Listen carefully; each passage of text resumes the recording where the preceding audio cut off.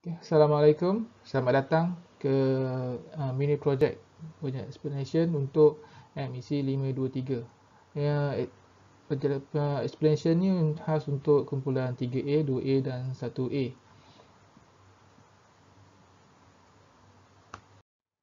Okay, untuk penjelasan berkenaan mini project untuk MEC 523 ni, ini adalah berdasarkan kita punya apa tu kita punya lecture plan. Di mana lecture plan tu adalah berdasarkan kita punya syllabus lah dalam dalam kita punya course information tu. Dia kata inilah benda yang kita kena bagi untuk coursework lah kan, mini project.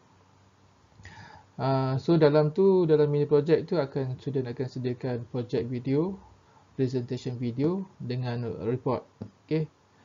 Ya, dan total weightage untuk pemarkahan mini project ni adalah 20% daripada 100% lah, daripada semua markah exam dan juga quiz yang lain. Kita ada weightage 20% untuk cover this mini project.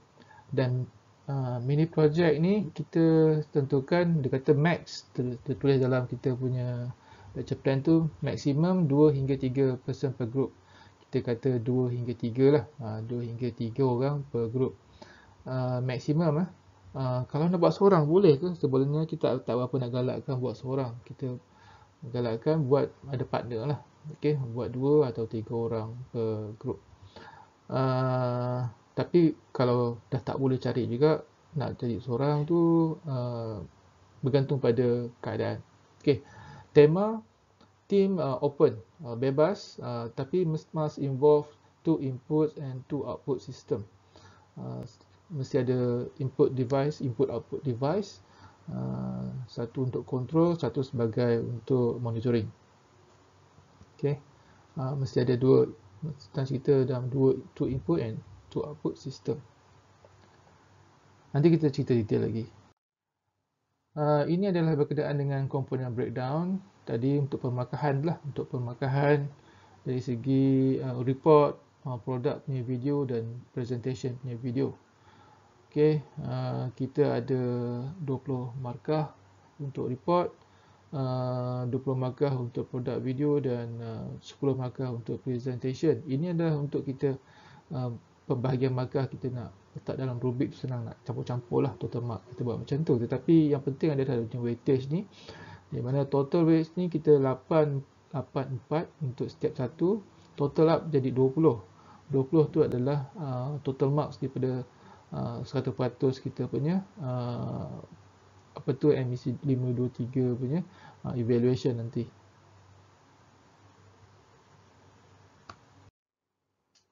Okay, ini report breakdown pembahagian markah yang telah kita issue dalam kita punya rubrik, mini project punya rubrik tu hari, Excel file tu. Okay, yang nak tunjukkan di sini adalah berdasarkan report background ni, kita boleh juga fikirkan tentang structure of the report. Okay, tapi elok buat ikut ni lah, pakai structure of the report. Structure of the report start daripada introduction. Dalam introduction mungkin boleh sambung terus dengan problem statement dan objektif. Okay, kemudian kita boleh masuk the next one is a product description and details, bercerita pasal your mechanism, nak buat apa produk tu kan, dan sebagainya.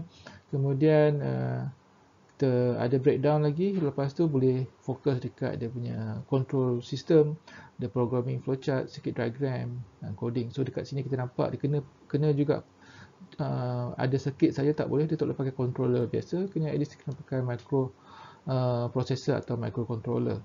Sebab kat situ ada programming lah, programming dan juga coding. So kat situ ada programming flowchart dan juga coding secara separate. So kena ada. And then lepas tu sistem dah ada, produk dah ada, and then ada result discussion in terms of you buat simulation ke atau testing ke, apa dia punya result, dan lepas tu dia punya discussion lah, tutup dengan conclusion.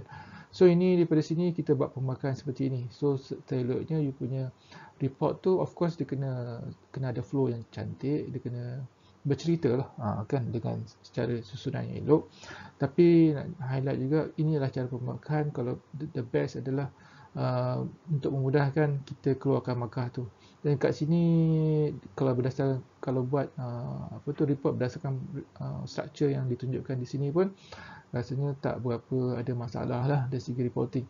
Cuma kat sini adalah mungkin dari segi chapter tu takkan ada 1, 2, 3, 4, 5, 6, 7, 8 chapter kan. Mungkin taklah banyak macam tu. Mungkin introduction, satu chapter. Lepas tu product description, satu chapter lagi, cerita per detail.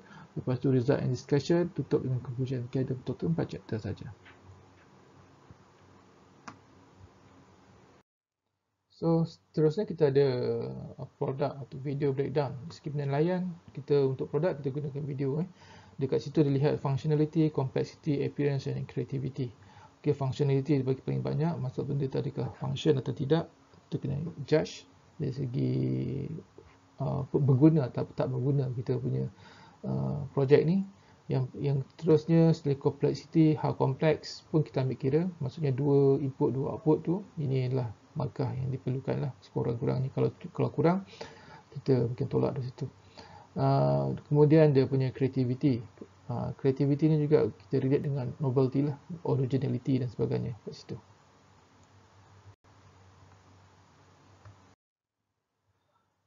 Presentation video, ni adalah presentation lah, tapi yang kita lihat adalah lihat daripada konten, ada tak supporting items atau video dalam video ke, dan juga organization of presentation skill. Ini lebih pada presentation punya cerita lah kan, not really about the content, about the presentation. Content kita dah tengok dekat report dan juga kita tengok dekat product video tadi. Lepas tu last kali ada discipline and teamwork. So kalau ada ada member dalam satu group, kena lihat macam mana pecahan kerja tu kena clear lah. Kalau tak ada group buat seorang, yang ini tak ada lah mungkin kan, teamwork tak ada. Okay, project implementation suggestion. So berdasarkan yang tadi tu, saya melihat apa yang patut dibuat kan, supaya kita memenuhi apa yang diperlukan dalam kita punya projek tu lah. So pertamanya adalah the project report videos can be based on actual implementation or simulation.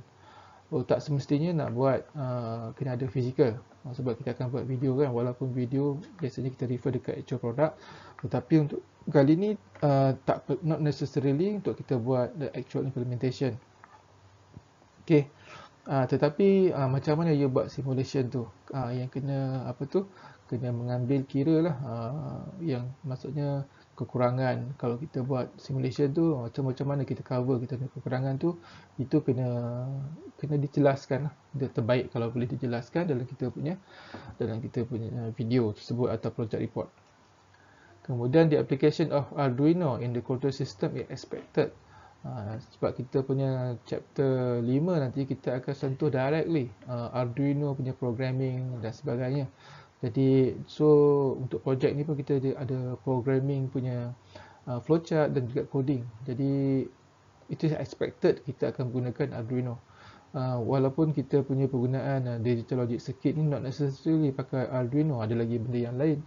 Sebab kita dah pakai yang itu, saya kata expected lah kan. Semua orang menganggap kita akan pakai Arduino lah at the end. Okay. In case of simulation for the control system, appropriate representation of physical input expected.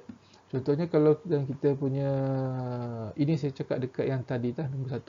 Contohnya kalau dekat kita punya sistem tu, kita pakai, kena ada wiper, okay, wiper punya speed, atau wiper dia ada hujung pangkal, contohnya lah, ada pergerakan, benda yang ada lever atau pergerakan, dan kita bila dah habis sampai hujung pergerakan tu, dia akan ada button dan sebagainya, ada switch atau ada sensor. Okay, sama ada sensor metal sensor ke, atau photodiode sensor ke, terpulang. Tapi bila kita buat simulation, is it capable untuk kita buat simulation yang berkenaan? Jadi kalau tak boleh, kita kena ubahkan dia kepada benda yang sesuai lah dalam kita punya circuit punya atau programming punya simulation tu. Jadi contoh kat sini mungkin boleh represent sensor with push button or anything suitable yang sesuai. Okay, Kalau tu sebab yang itulah, kalau kita punya programming tu atau simulation tu menggunakan Tinkercad ke dan sebagainya, mungkin dia ada limitation yang kita kena hadap lah. Jadi macam mana kita replace kita punya kekurangan tu dengan sesuatu yang possible, supaya kita boleh berjaya juga buat kita punya simulation tu. Dan itu yang perlu di reportkan lah juga dalam kita punya laporan dan juga video. So ini saja nak tunjuk contoh lah, contoh scope of the project dan juga input output devices yang cakap tadi tu. So kita ada boleh dapat satu yang besar punya sistem macam ni. Okay. So macam mana you nak create? So sama you boleh buat semua atau just buat sebahagian saja. Scope of project tu itu yang kita tetapkan. Dia boleh jadi part of bigger project. Contohnya mungkin ada orang boleh fokus dekat buat macam ni daripada keypad ni dah jadi keluar kepada nombor saja.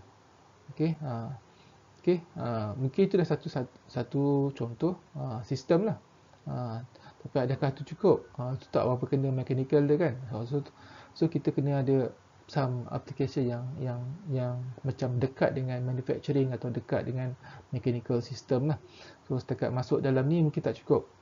Okay, jadi kita boleh lihat komponen kat sini lah. Okay.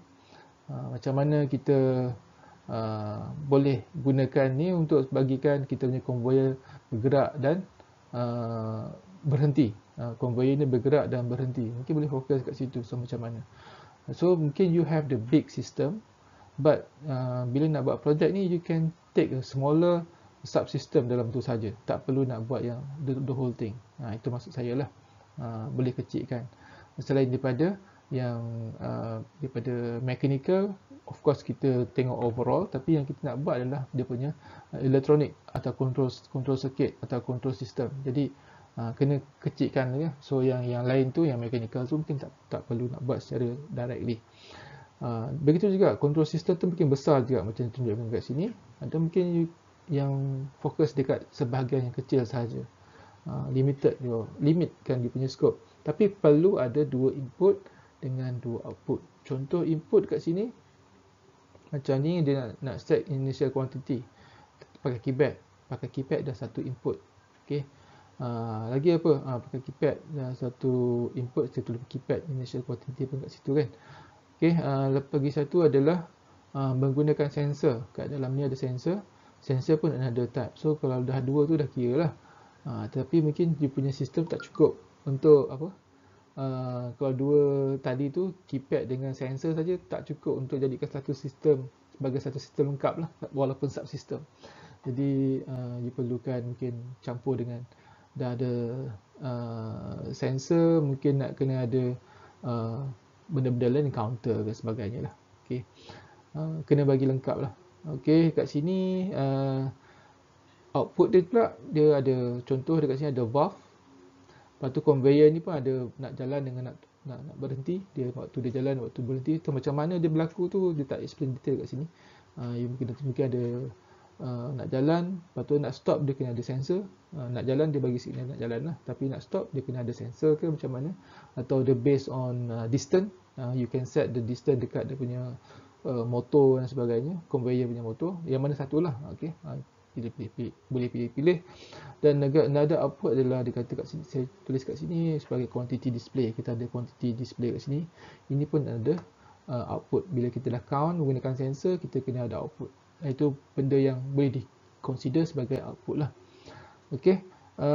Minimum mesti ada dua input, dua output. Tetapi bergantung pada melengkapkan. Okay. Kadang-kadang kalau untuk nak bagi lengkapkan satu sistem tu, bagi satu loop tu berhasil, tak cukup dengan dua input dan dua output. Mungkin you need more than two lah. So itu bergantung pada projek. Tapi kalau boleh jangan banyak-banyak lah kan, nanti kompleks sangat. So limit your input dan output tu mana sesuai. Okay, simulation package. Ini antara yang saya jumpa lah. Dan setengah pelajar pun dah jumpa dah. Okay, tinkercad.com ini yang saya rasa yang free software, tapi perlu ada internet. Dia boleh buat simulation untuk electronic circuit dan juga Arduino. Kalau you ada just electronic circuit pun you boleh buat simulation dekat sini. Of course Arduino ada, tapi Arduino adalah limited pada Arduino Uno yang basic lah. Okay, yang generally orang pakai. Kalau yang Arduino yang lain tu tak ada lah kan. Tapi kalau nak tambah-tambah komponen-komponen lain boleh dilakukan lah. Nak tambah adder ke, nak tambah logic gate yang lain ke, dia possible. Tetapi Arduino Uno ni dia dah satu lah. Kemudian untuk software yang lain pun boleh pakai. Tetapi macam contohnya even pakai MATLAB pun boleh pakai. Kalau MATLAB kita pakai Simulink dan sebagainya, tapi biasanya perlukan Arduino punya hardware lah. Kebanyakan yang lain ada memerlukan hardware Arduino tu sendiri untuk disambungkan. Jadi dia boleh simulation, tapi dia memerlukan hardware juga. Jadi macam ni lah sikit kan. Tapi bergantunglah kepada apa yang sesuai.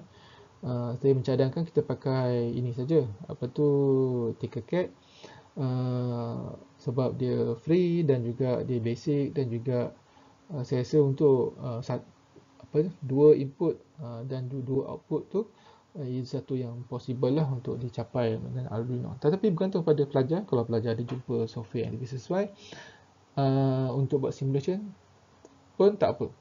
Kalau pelajar nak buat secara secara fizikal, buat actual product pun tak ada masalah. Maksudnya pelajar yang boleh dapatkan Arduino punya hardware dan juga boleh buat programming, boleh buat dia punya hardware semua, nak lakukan tu pun tak ada masalah. Okey, sebab kalau sekarang ni semuanya dalam package yang boleh dicapai, jadi boleh dilakukan.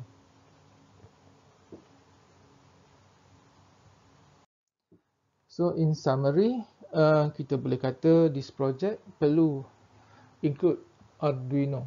Okey, dalam kita punya ni kena perlu include Arduino. Senang cerita lah.